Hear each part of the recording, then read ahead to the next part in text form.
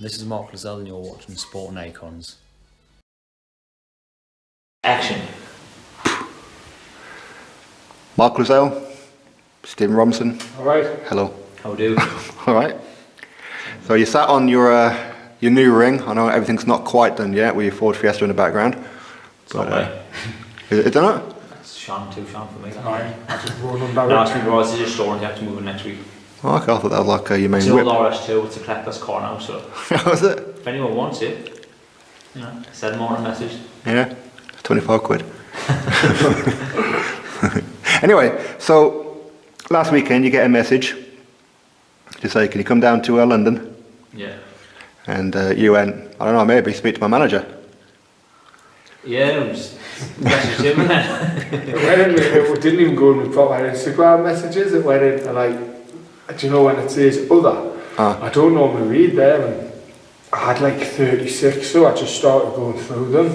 And normally it's off like people saying, oh, click my link and get it, some PersianWiFinder.com. So I normally just delete it. See, that's normally, it's not where all my money goes. Just cost him and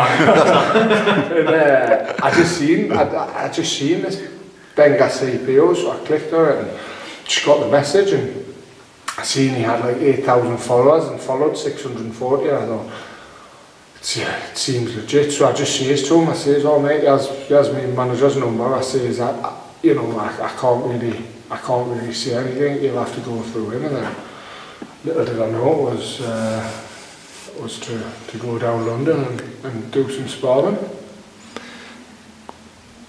You must have suspected that it was for him though.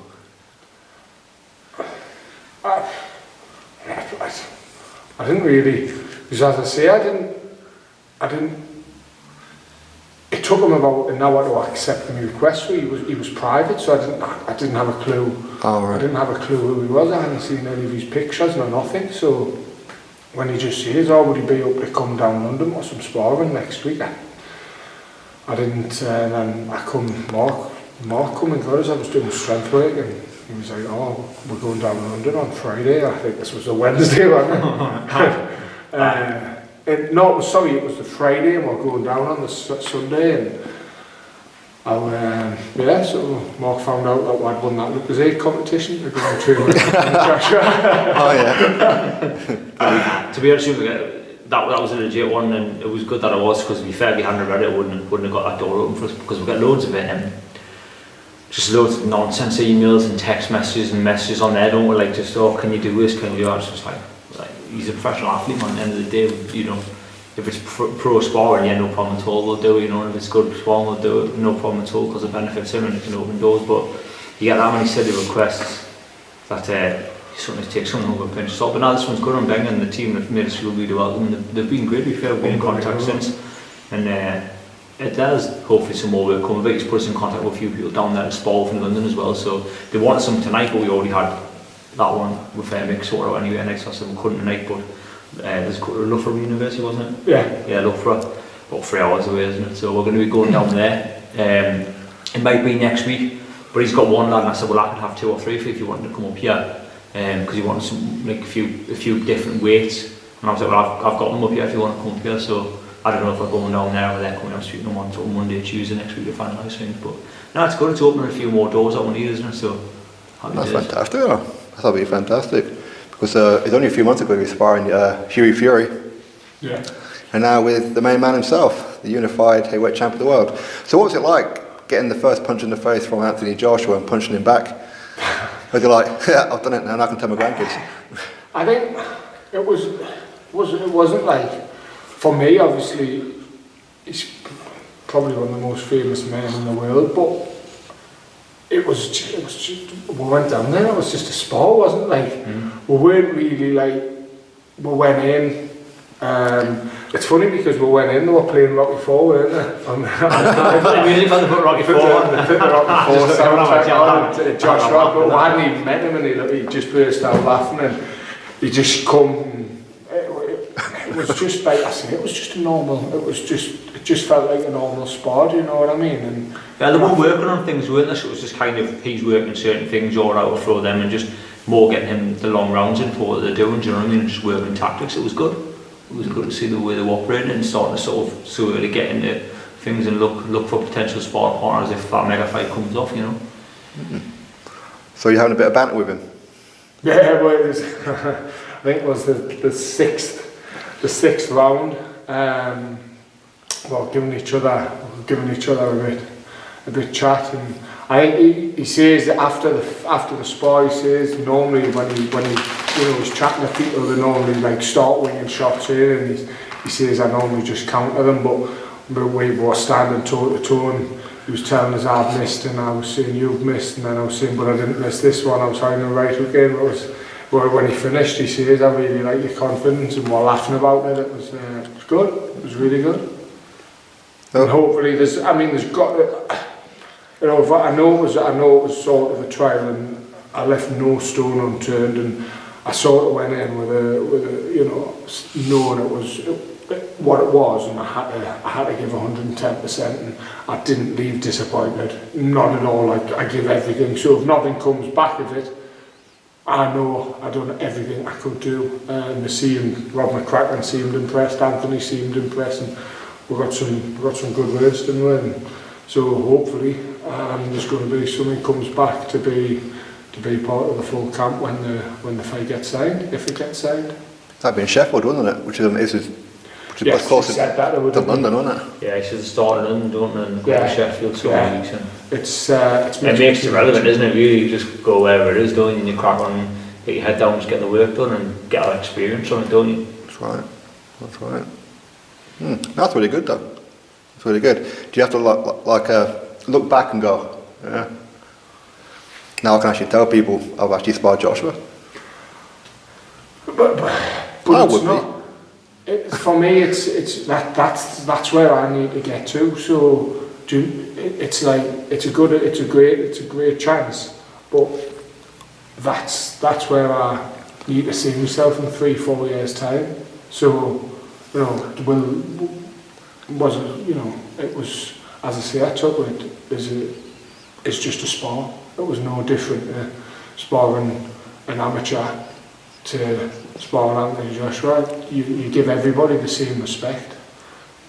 Everybody who walks through them roads deserves utmost respect, regardless of what level they're out and what they're doing it for. I think it's and everybody deserves the same amount of respect, and you know, I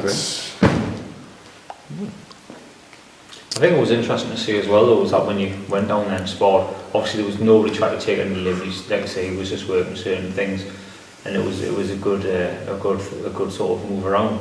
It was that he didn't go in there, and Stevie's not a shy character anyway, but he didn't go in there and be like, oh, it's Anthony Joshua, and I'm scared to throw, he went in and did what they wanted him to do. So I think that's probably why they were quite impressed with the whole thing, and that's what Stevie's like. I was like, listen, when you go down there and you spar, mate, just like, obviously don't try and wing in, because you don't want to try and take a liberty, because I think you're taking the piss, and I'll say, see you later, mate. Do you know what I mean? But if that's a spar and they want, then they'll ask you for it. Yeah. And then they told us what they wanted, and he delivered on it. Do you know what I mean? He did sort of what they wanted, and it was good. It was good to see. It was good to see the way that they worked around it all as well, and you know, like I say, how well done they were for the whole thing. It was the same with the UFO camp. They were great as well, weren't they? And I've said to Steve throughout this, one thing I learned from this whole sport, being involved with it, most of my life, is that it's a very close sort of close-knit fraternity, isn't it? The boxing fraternity, and you always get respectful people. There's no egos, is there? There's nothing like that. Come across, you'll always come across them in all walks of life, but it is. No, but it's sound, don't it? Like it was definitely. Just good battle, and like I say, they didn't know anything in the course, so we were just sitting on one side of the thing. They said get warm, so just how it got sorted out. So we just went to one side, started getting warm, and then they all started coming over and it sounded a bit crackly, you know, and a bit banner, and it was just made it feel dead welcoming, you know. And it wasn't intimidating even going in there, was it? No. Some of the gyms that we've been to, they kind of, you stop and say, oh, everyone sort of stares. There's no egos there, but you know what I mean? They kind of look and stare. I mean, it's probably because they thought they'd seen Drago. They all want a photo of him. It's funny because, like, I think Anthony Joshua must, you know, regardless of where he is, whether he's walking around the beach with his band, whether he's not, he's, you know, in the boxing gym, he must just get bombarded with, can you do this, can you do that, can you? And we went down there and just, you know, treated him as if he was just A mate. And I think he respected that because, you know, we were told no photos weren't we, before we went down and stuff, and it was them that were wanting the photo after the spar. It was, you know, them who says, let's get a photo. Well, I wanted one for my memory bank. But I love documenting the whole journey. Memory bank. That's someone beginning with a W bank. That's what he wanted one for. Running for a tank. But yeah. Can't see anything.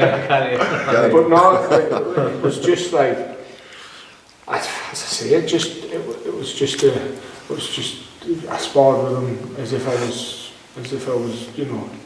He's been following you for a while though, hasn't he? And you didn't know? I didn't even realise, but he had said the way he says. He had seen on a video down the Huey Fury camp, and that's when he had been starting to. That's what he told me. He says, I watch one of your videos down the Huey Fury camp. And he says, I've been keeping an eye on you. So. And he said he was watching Rocky the night before, and he just wanted to know if he actually beat Ivan Drago. It's didn't happen. But no, like I say, we just went down there and showed him the respect.